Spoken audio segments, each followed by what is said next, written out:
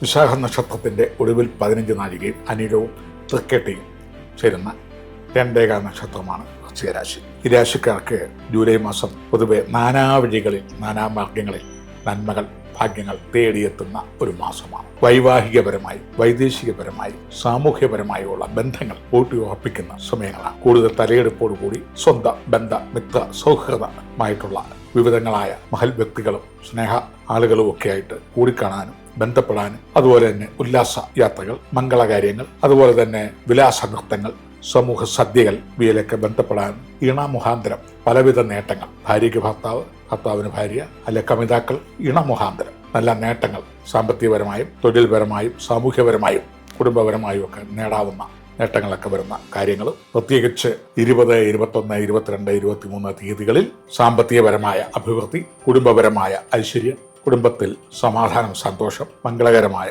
അവസ്ഥകൾ, കുടുംബം, വസ്തു, വാഹനം മുതലായവയെ സംബന്ധിച്ചും മറ്റ് ഇതര സാമൂഹിക അല്ലെങ്കിൽ സാമ്പത്തിക പ്രശ്നങ്ങളെ കൊണ്ട് സന്തോഷിക്കുവാൻ, വിശേഷ വസ്ത്രാഭരണാദികൾ ലഭിക്കുവാനും ഒക്കെ ഉള്ള ഒരു യോഗങ്ങളാണ്.